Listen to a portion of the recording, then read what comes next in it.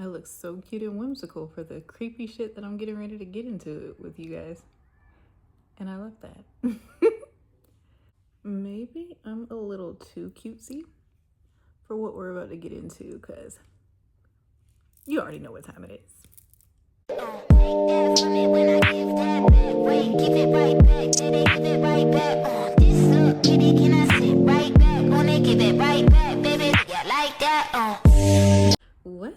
What's good in the YouTube hood? It's your girl Luna Nova, and I'm back with another one for y'all this evening. And this one is going to be a part 2. That Audacity viral stitch did not disappoint with the stories, and I'm back with more. If you thought part 1 was wild, you haven't seen anything yet. Audacity stitch is still taking over TikTok. And with that slight chill in the air, I feel it's appropriate to keep telling as many spooky stories as I can. Let me know down in the comments. Y'all think I'm cute today? I'm trying to do a little something different. I have no idea why I got out of the habit of buying flowers for myself and wearing them either in my hair or just decorating it throughout the house or my business. But I'm definitely gonna start doing that more because it's so cute. Like, y'all can't see the ones that I have in the back, but like, they're so freaking cute. And I've gotten so many compliments today when I was out and about going to the post office to drop off y'all's orders, which shout out to y'all because y'all sold me out on the hair oil and the manifestation candles, but I'm read up for y'all. But literally everywhere I went today, I got so many compliments and I just felt like a cute little fairy. Yeah. No, no, but for real, like I felt so cute today. And I thought I'd just share that little tidbit with y'all. Now, I know some of these stories are juicy because the actual creator of the whole stitch in the first place liked a lot of these stories that I picked today. So make sure that you grab your favorite drink and make sure that you grab a protection candle from your spiritual arsenal from yours truly. And let's go ahead and let's get into the part 2 for Audacity Stitch. Tell me a ghost story that sounds completely unbelievable, but is entirely true. Story that sounds completely unbelievable but is entirely true. I'll go first. The house that I live in right now is haunted. So starting off strong, before I even moved in there, I was hearing voices whenever I would come over and see my then boyfriend, my now husband. I would hear men's voices talking, and I always just played it off like I was crazy. But when I moved in, like, I don't know, one of the first few weeks that I lived there, I was in my room with my husband. The only thing that was on was the TV because we were watching a movie. I had leaned off the end of the bed. So we were leaned off the end of the bed. There was windows on this side, a mirror on this side. I leaned off the end of the bed to grab a blanket or something. I don't know. Looked in the mirror. There was a man standing beside the window. It was like a dark figure, but I could tell it was a man. And it freaked me out so much that I fell off the bed. My husband was like, "What are you doing?" I told him. He was like, "You're crazy." Moving forward, at the time, my son was 4. He came into my room one day and told me it was nighttime, but it wasn't time for his bed, for bedtime. He came into me, he said, "I need you to tell that man to leave my closet." And I was like, "What?" And he said, "Tell the man to get out of my closet." So I run in there. There's nobody in his closet.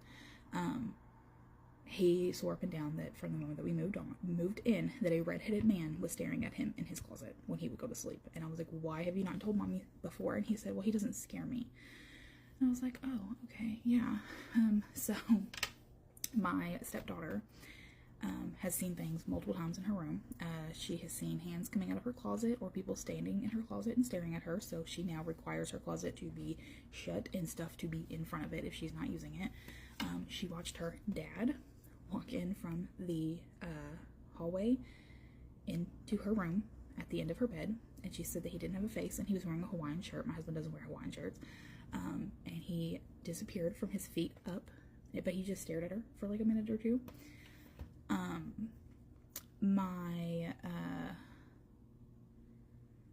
My son has had a couple instances where he was downstairs one day and he was, I don't know, just sitting there eating a bag of chips, and somebody came up behind him and said his name, and it scared him so bad that he came running upstairs to me.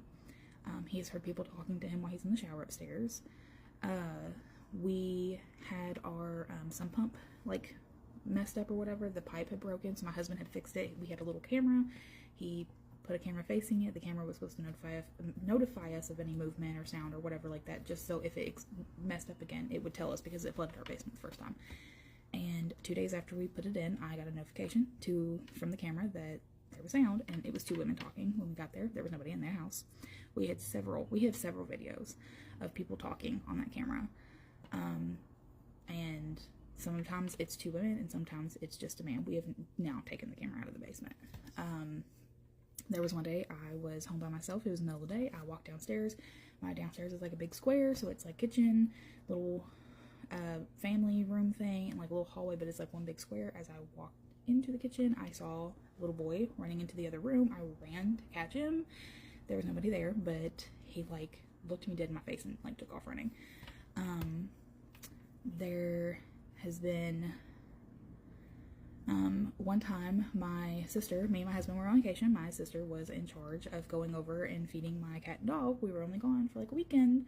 All the lights were off in the house, and she showed up, and she was too scared to go inside because lights had been turned on in my basement.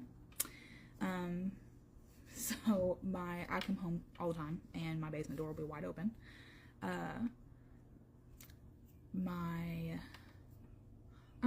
There was one time that my husband used to go out of town to work. He would be like an hour away, and he would take the kids with him because he would go work with a buddy who had kids, and they would all kind of hang out together. So I'd be at home by myself, and at night I would hear people walking up and down the hallway. And the first time I was like, I'm losing it. But then my cat and my dog started like getting it. My dog would growl at the door, and my cat would like stand at the edge of the bed like on attack mode. There was one night that my bedroom door was opening and closing by itself. It wasn't slamming or anything. It was just really gently opening and really gently closing. But that went on for like 5 or 10 minutes one night, and I was like, I nudged my husband and I was like, are you seeing this? And he was like, yeah, but he fully ignores this stuff. There was and just for clarification, me and my husband work in a funeral home. So my husband's worked in a funeral home for years. But I fully believe that he takes stuff home with him all the time. There's just been like a lot of noises. You'll hear people talking when you're home by yourself. You'll hear walking. Like I've been downstairs and I can hear walking upstairs, and there was nobody at home with me. My husband has heard things a couple times. He mostly just like lets it roll off his shoulder. He doesn't really care about it too much. But there was one time, it wasn't our house, but it was my husband. He told me the story that he used to work at a funeral home, and the electricity kept going off, and he would have to go and reset the breaker. And he said that he came back to where he was at, and there was something in the floor, pile of, and it had the face of a in it. So that kind of always has freaked him out, but that happened like way before me and him got together. Yeah, just creepy little things, a lot of walking, a lot of whispering or talking. Like I said, I've only really ever had the instance of seeing somebody one time, and that was about 2 or 3 years ago. Yeah, super haunted. Tell me a ghost story that sounds completely unbelievable but is entirely true. I'll go first. So this actually happened to me and my mom. So she's my witness. And I know people think when I tell this story, it's like this girl is chasing, she reaching. Not. Okay. So we had a pastoral banquet, our pastoral anniversary banquet. And so it was on a Sunday, last day of the banquet. And we got the chairs from no other place than a funeral home. So we returned the chairs, of course, back to the funeral home. But my mom called a lady like, hey, we're getting ready to bring the chairs. And so the lady was like, just take the chairs, drive around to the back and put them on the by the door on the back, because no one is there, because we're at a funeral. Remember that part, okay? Cool. So when me and my mom go drop the chairs off, we just unloading the chairs because we're not knocking on the door or nothing, because she said there's nobody there. Okay, great. We unloading the chairs and everything. And then I said, Ma, I think I seen that curtain move like that. I guess she didn't hear me because she kept unloading everything and, was just going on. And then after that, somebody opened the door. This big brown-skinned, bald-head guy opened the door, heavy set. And my mom was like, oh, you scared me. That man said, oh, I was just sleeping.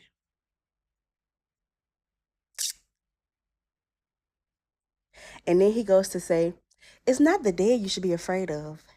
It's the ones that are alive that will kill you. Anyways, so we continue on, my mama, she go ahead, boom, unload the chairs, whatever. And the man proceeds to get the chairs from us and take them inside. But here's the thing. Whole time the man was unloading the chairs, he never got the chairs off the truck. He only put the chairs inside of the funeral home. So he never like stepped out of the funeral home itself. But you know, we paying it no mind, whatever. So we get all the chairs unloaded. That man told us, now y'all have a blessed day now. We get in the car, Mom probably got 30 seconds down the road and had to pull over at a gas station because she literally was scared shitless. Literally had to go take a shit because she was scared shitless. So after that, we tell our encounterment to a family member, and my aunt, she's very nosy, very nosy. So she not called up to the place. She goes up to the place and was like, oh, you know, I just came to let you know that my sister dropped the chairs out. And the lady said, yeah, we got her from off the back porch. Like, no, you know, the man helped her put him on the inside. The lady said, what man? She like, you know, the man that was here with the suit on. This man had on a suit and his tie was untied. He had on a suit. Then my aunt looked over to a picture and it was the man on the picture. The dead man helped us put the chairs inside the funeral home. So we thought. We don't even know who this man is. And see, we've used this funeral home before because it's like a community funeral home or whatever. I've never seen that man ever before until that day. And obviously, I've never seen him afterwards for obvious reasons. But yeah. That's what happened. Me a ghost story that sounds completely unbelievable but is entirely true. I'll go first. When I was 8. So I was babysitting for the first time this little girl. She's 3 years old, and it was gonna be at night because her mom works nights. So I'd be with her till like 2 a.m. and her mom told me she's not sleeping lately. I don't know what's going on. She won't go in her room. She won't lay down. Whatever you need to do to get her to sleep, just try. I said, all right, we'll figure it out. So it was late, and there was no sign of her wanting to go in her room. I said, let's go lay down in your room. You know, it was 11. I think 11:30. So let's go lay down in your room. She goes, no. I said, why? And she goes, the baby's crying. And I said, I have no idea. You know, I didn't think anything of it. I thought maybe it was like a TV show she was talking about. And I said, no, let's go lay down in your room. So we went in her room and she goes, the baby's crying. And so at this point, I'm like, what baby? What baby? And she pointed up to the ceiling, at the corner of the ceiling, and she said, right there. He's crying. He's sad. She said, I don't want him to cry. And I was like, I am freaked out. So first thing that happened. And I said, okay, let's leave. Let's go to your mom's room. So we went to her mom's room. And she said, the tall man's in here. And I, full body goosebumps. I said, what tall man? Where? And she pointed to her closet and she goes, he lives there. Tall man. And I said, we're not staying in here. We're going into the living room. So we sat down in the living room, and there's a couch. Behind me is a big window. So I think I had the news on. I don't know what I was watching. She's sitting there, and she stood up and looked behind me and screamed. She screamed, and I was so like, I like thought someone was outside. So I looked. I swear to God, I saw the tallest shadow. It was like a shadow figure, tall. And it looked like it just swooped past the window. And it looked like he was wearing a wide brimmed hat. And I was so freaked out. And she said, Hat Man, as soon as it happened. Hat Man, Hat Man, Hat. And my instinct is to run outside, but I went outside, so I didn't run outside. And so I honestly think I just stayed in the kitchen. I was like in the kitchen. And I was like, your mom's gonna be home soon. I'm just gonna stay here, okay? And the mom got home and I was like, yeah, she's not sleeping. I gotta go. I was so scared. So scared. I never went back. They never asked me to come back. I never went back, and they moved shortly after. We lost contact, so I don't know how they're doing. I hope they're okay.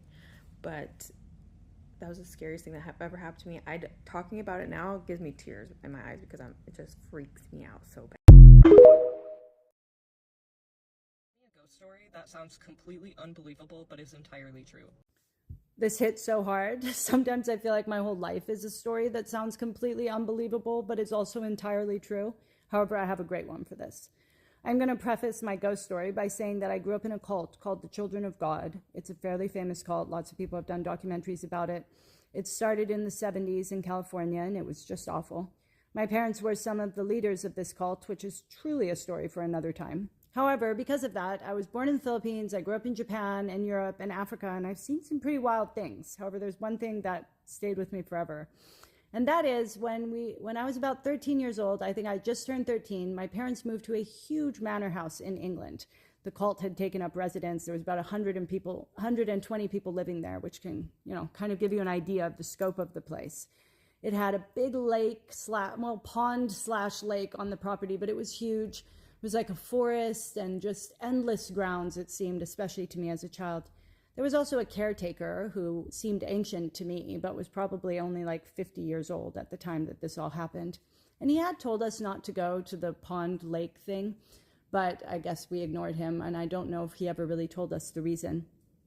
However, because of the madness that was my life and how I grew up, I had a lot of nightmares. In fact, real lucid nightmares, kind of lucid dreaming, where when I was a child, I could hardly distinguish reality from nightmare, to be honest. And by the time we got to this house, my nightmares were really bad. I would hear a woman screaming all the time in my dreams. I would sometimes see a woman in my dreams walking through the halls holding a candle. She would have wet hair and she would be screaming. Sometimes I was the woman screaming. Sometimes she was walking beside me. It was very terrifying. It would even happen to me when I was awake sometimes. And of course I told everybody, but no one believed me. The general consensus was that I had a demon and I needed desperate prayer, which was of course super helpful. Anyway, about 2 months after living in this place, my girlfriend and I were down in the basement getting wood because the whole house was heated by fireplaces. So we had to chop wood and we were bringing the wood up. And I think we were just hiding down there. I don't know. We had stayed a little longer than we should have. And as we were down there, it was a terrifying basement, lots of old paintings, and there was a 700-year-old staircase down there. It was just crazy stuff. Anyway, we're talking, and just out of the blue, out of nowhere, the basement just starts filling up with water, freezing cold water to about mid-calf.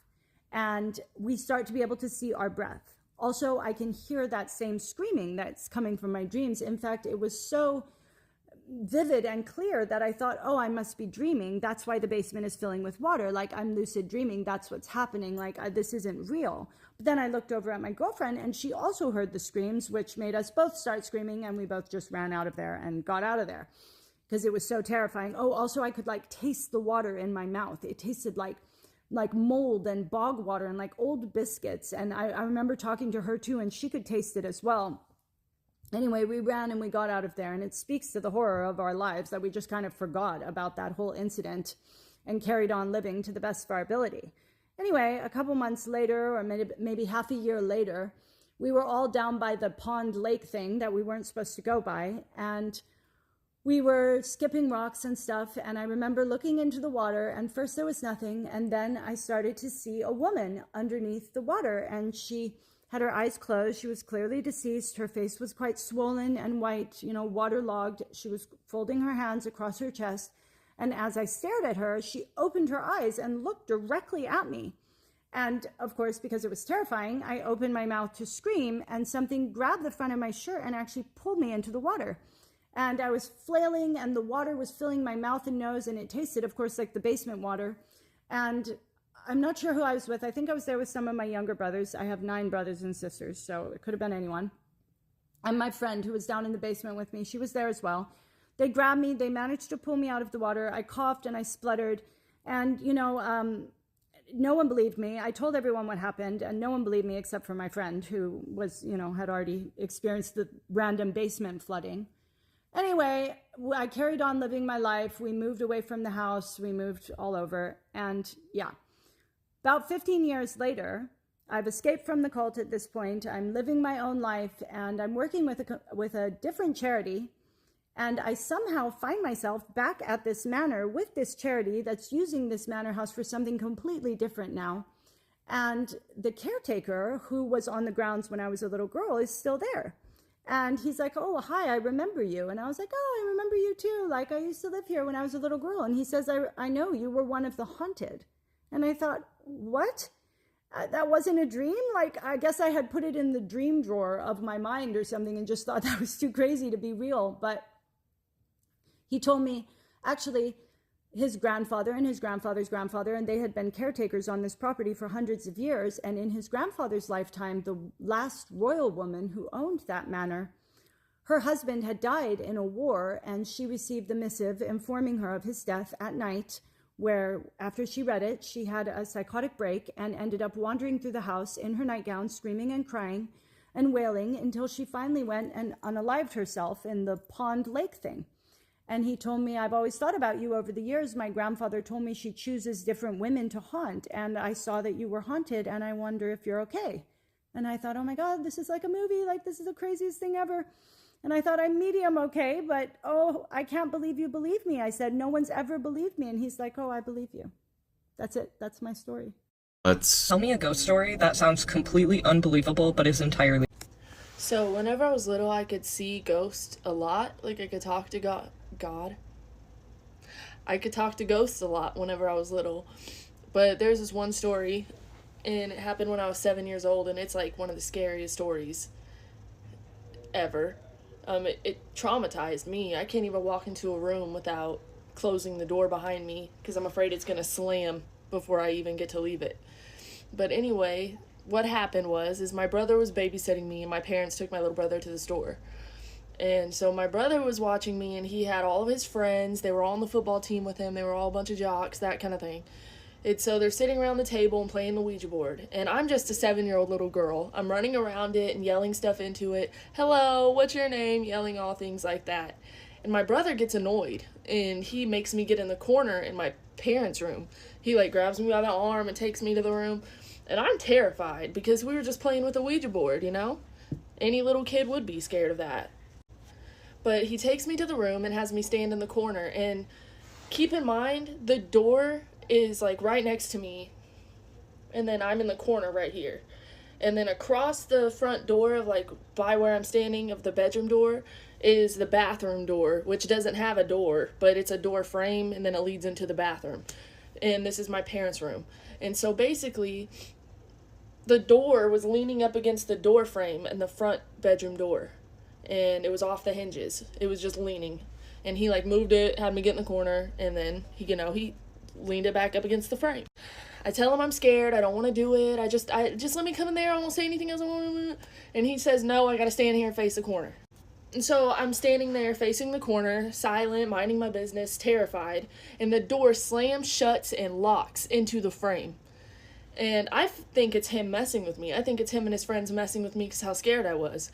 No. And so I'm banging on the door. I don't know why I said he's banging on it, but I'm banging on the door, scared, like, hey, let me out. And they can't even hear me. They don't even realize. They're too busy laughing and playing with the Ouija board.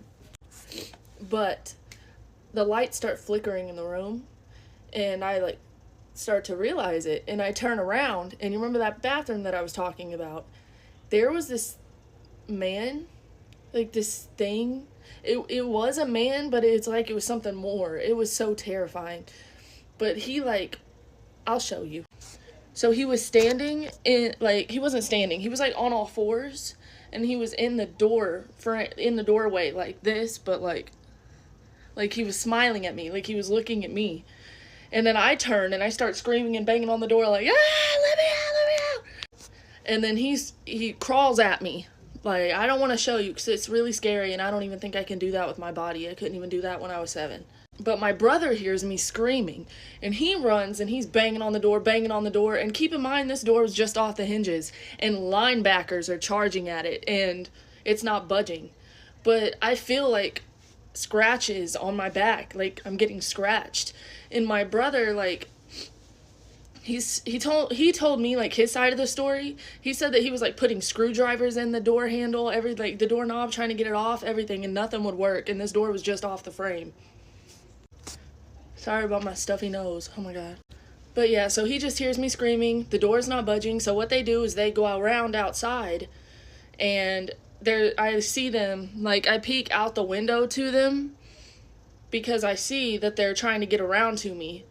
And it's a double wide trailer that our house is, basically. And so my brother pushes, like, our friend, like, his friend, family friend, Carlos, up through the window, and I'm laying there on the ground. I'm just laying there on the ground. I'm unconscious or something. I don't really remember that part very much, but I remember being scratched up all on my back and him crawling at me. It was terrifying. It was so scary. Like, I've told people the story so many times, and I still just get chills about it, or I'm scared to go into rooms by myself. It's a lot. But Carlos came through the window, and he picked me up from the ground and carried me out of the room. And then my brother saw the scratches all over my back. He got in trouble with my mom, and my mom, she'll say that it's not true, but she didn't believe us at first. She didn't, and then she went to the school and found out her own little information and found out that there was a man that lived in our house named Ron who killed his kids because they were misbehaving, and then killed his wife because she came home and saw what he did, and then he killed himself in the room where that happened. He killed himself in the room that I was standing in the corner, my parents' bedroom. Yeah, that's just one really big ghost occurrence that I've had, but I've had so many other than that. A ghost story that sounds completely unbelievable but is entirely true. I'll go first. About 12 years ago, we lived in a haunted house, and we had lived in one before that too, but this house was especially memorable. My husband worked night shift, so when I would tell him that I heard noises all night, like it sounded like somebody was pacing downstairs or opening and closing doors, but you go downstairs and there's like nobody awake or in the house. Or before I'd go to sleep, I'd see like this ball of lights. I call them twinkle lights, but almost look like fireworks, just kind of, and it would dissipate, like sizzle out. And I just thought, well, maybe I'm dreaming this or I'm tired, until the neighbor lady had asked my husband why we have a ball of Christmas lights upstairs. So that's when I knew I wasn't imagining things. But this instance, this is the thing that really solidified it for me, and I was ready to move. I was sleeping. It was a school night. My girls were I have 3 daughters, and at the time they were teenagers, and they were all asleep too, and my husband was at work. And I was asleep with my 2 dogs in my bed. And in the middle of the night, the one dog woke me up growling, which she had never done before. So I rolled over to see what she was looking at, and it looked like my middle daughter was standing against my bedroom wall next to my bed, and which was really weird because my girls didn't sleepwalk, but I thought maybe, this was the first time. And I told the dog, hey, it's just Becca, it's okay. And so I said her name several times. I said, hey, Becca, are you okay? Because I thought maybe something was wrong. It was not Becca. This thing turned around, and its face was like glowing white with like black cracks all over it, and the eyes were just black holes. And I was stunned. And then the dog jumped off the bed towards it, and it ran out my bedroom door, and I jumped out of bed and I followed it, flicked on my light, and I saw it go towards my middle daughter's room. So I flung her door open, and there was nothing in there. Nothing. My daughter was curled up in her bed fast asleep in her pajamas, and no idea what it was. but I slept with my bedroom light on after that because it was pretty scary. But I have several more stories. If anyone is interested, let me know. A ghost story that sounds completely unbelievable, but is entirely. So I have a friend that saw this trend, and as soon as she saw it, she messaged me. She's like, you have to share your story with this trend, right? And well, my wife and kids just left, being home alone for a couple hours, so I'm gonna scare myself retelling y'all this story. So this story starts back when I'm 5, right? I lived in this housing development, and right across from my backyard sat right on the street, okay? And then across the street was a row of houses. And there was this one house over there that was, you know, old, rundown, like typical haunted house scary movie shit, right? So I used to sit out back and I'd play with my toys, and I would always see this old lady in the upstairs window in a rocking chair, right? So me being 5, I didn't think anything about it. I'd wave to her all the time, you know. She'd wave back, and it was whatever. And then one day, my mom's like, who are you waving at? And I'm like, oh, I'm waving at that old lady in the window over there, right? So she's like, what old lady? I'm like, the old lady that's sitting right up in that window. She's in the rocking chair. She's wearing the white nightgown and, you know, has her hair in the rollers, you know. So, like, my mom goes white because apparently I described what this old lady looked like and what she always did to a T, and she died like 4 years before I was born, apparently. So that's where it starts. Now, fast forward until I'm about 12, right? And me and 3 of my friends are sitting in the backyard. You know, it's a summer day, ain't got nothing to do. And, you know, we decide we're like, let's go in the house. Let's see what's up about it. Because you would hear noises coming from there all the time. No kidding. You hear noises coming from there all the time. But, you know, the adults were like, it's like homeless people break in there and they like to sleep in there. It ain't nothing major, right? So we decided to go check it out. So you couldn't get in the front door because the front was all boarded up. It wasn't happening. So we go around the back. And the back porch from wear and tear had sunk down. And when it sunk down, it took the door frame with it. So the back door didn't set level anymore. So give it a little shoulder pop, you get in the door, no problem, right? So we go in the back door, and we get in there, and, you know, there's beer cans and bottles all over the floor, you know, graffiti on the walls and stuff. So it's like, okay, you know, maybe the noises are just teenagers and homeless people hanging out in here, right? So immediately to my right there was a kitchen counter, and it had a junk drawer that was open, like it was open. The counter ran all the way down the wall, and then opposite of that counter was the stairs that went upstairs, but they were enclosed. Like, you know how like sometimes attics will have the enclosed stairs where you open the door and go up instead of having a pull down ladder. It was like that. So like that's in the opposite corner. And then right across from us from the kitchen is the living room, and between the living room and the kitchen there's a little cutout there, and that was the door that goes down to the basement, right? So we get in, we're looking around. Now, me personally, I started watching scary movies pretty much right out the womb.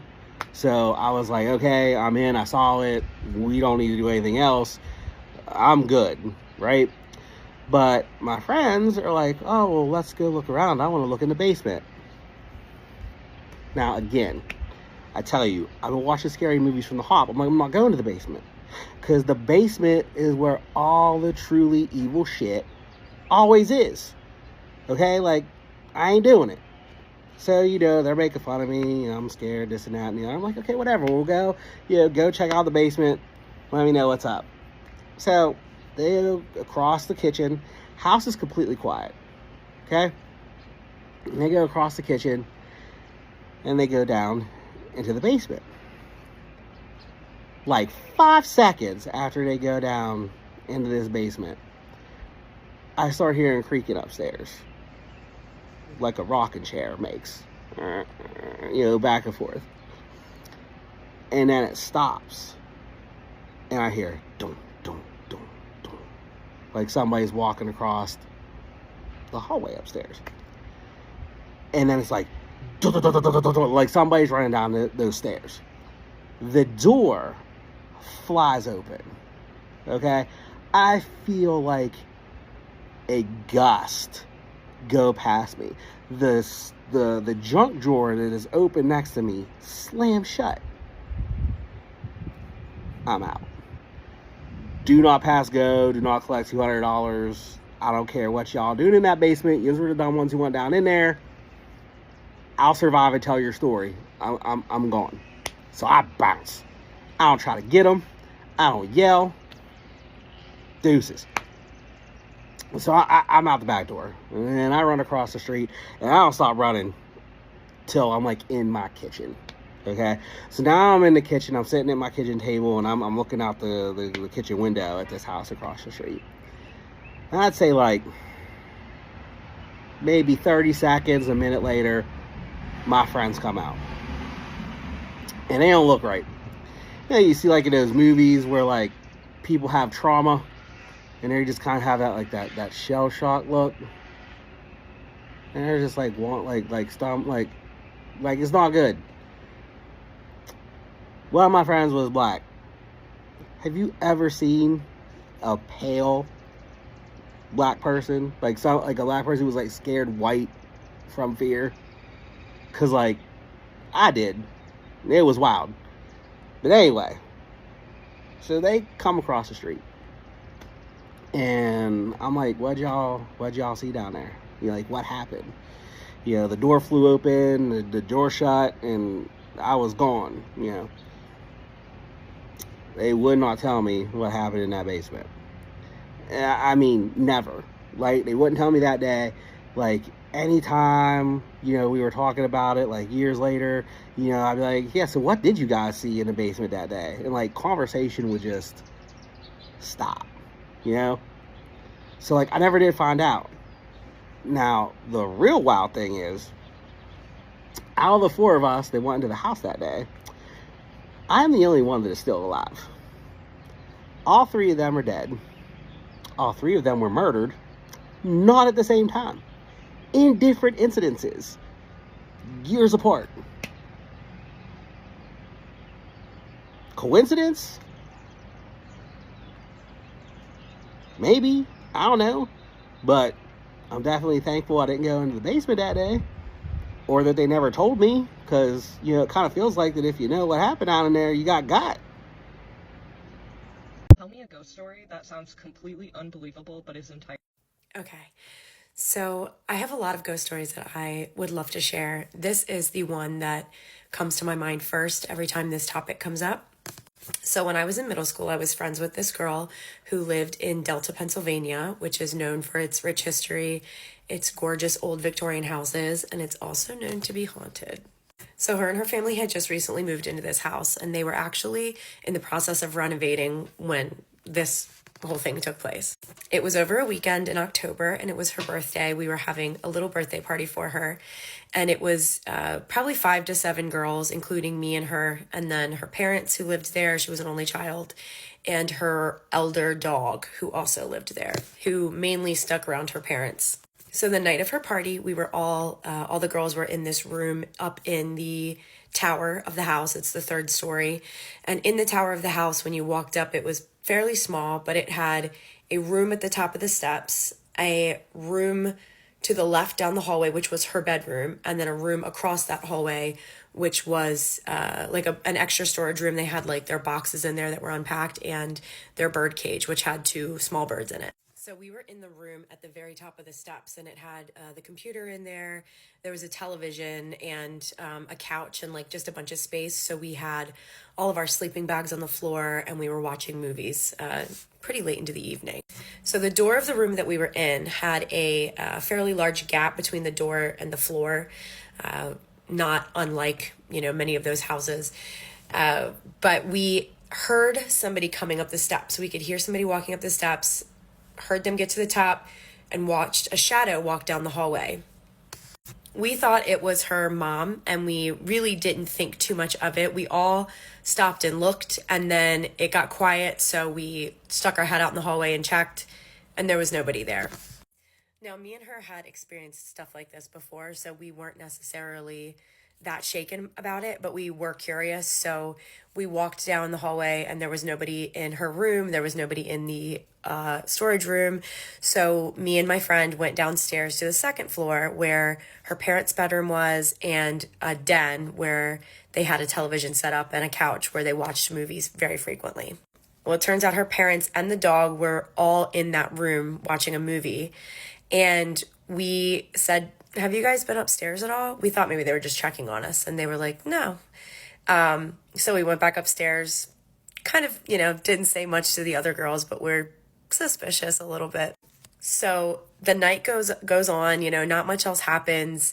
The next day we're saying goodbye to everybody, and these girls are filing out one by one. I was staying for an extra night. So when we said goodbye to the last person, we came back inside. Now, I have to point out that these two small birds that she had in the cage in the room were constantly chirping. They were I think parakeets, pretty small. And they were constantly chirping. They were really lively birds. They were very sweet, and they were pretty active. Once we had said goodbye to the last person, we had walked back in the house, and there was just silence. There was nothing. And it was so odd that her birds weren't making any sound. So we both went upstairs to the tower to check on them. When we got to the tower, I was behind my friend, and she walked into the room where they stayed, into that extra storage room. And I will never, ever forget the look on her face. She turned around to me very quickly, spun on her heels, and said, "Carolyn, my birds are dead." And I said, "What?" And we basically Scooby-Dooed, we couldn't get out of there fast enough. We were tripping over our feet. We were tripping over each other, trying to run down all three sets of stairs to get to her parents. So we finally get outside together, and we're running around trying to find her parents, who are painting the porch. Once we get to her parents, we're kind of both talking over each other, talking really quickly. And they're like, calm down. What is going on? What's going on? And she looks at her dad and says, "My birds are both dead. They're both dead." So her mom and her dad come into the house with us, and we all go up to the tower. Her dad was first, her mom was second, her, and then me afterwards. And we all filed into this room. Well, as soon as we get to the door, her father turns around to her mother and says, "They're dead." And he looks at her and says, "It looks like both of their necks are broken." So I don't know much about birds, okay? But he made it seem like it was very unlikely that they had killed each other. Mainly because there were no signs of struggle. There were no feathers anywhere, he said. There were no marks on the birds. Their necks were just broken. And he picked these birds up out of the cage. When he picked them up, their heads went limp. It was fairly traumatic, I think, probably for my friend. And her parents were seemed pretty baffled, didn't have many answers. So I remember later that day, unfortunately, we had to have a little funeral for them. We buried them by the shed in the backyard, and it was a really gross day outside. It was overcast, and it was storming, and it was just sets the perfect scene, for spooky ooky stuff to be happening anyway. With how not funny this story is, it's so odd. And again, this might have a perfectly reasonable explanation. Maybe they did kill each other accidentally, whatever. But the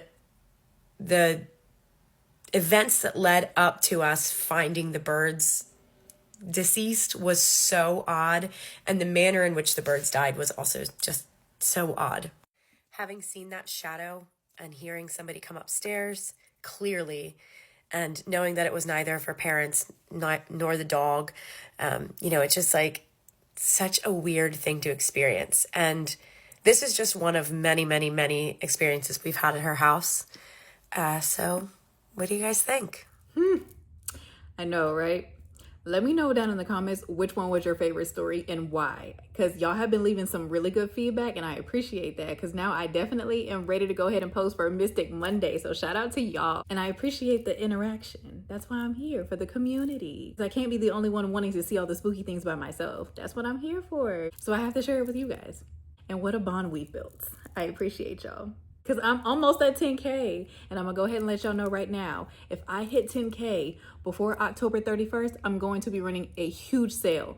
So if you've been wanting and waiting to book services with me, or if you've been wanting and waiting to get something out of my shop, then you have a golden opportunity that's going to arise very shortly. And that's going to be because of you guys. So make sure that you share my videos as much as possible, run it up, and help the kid get to 10K so I can give back to you guys.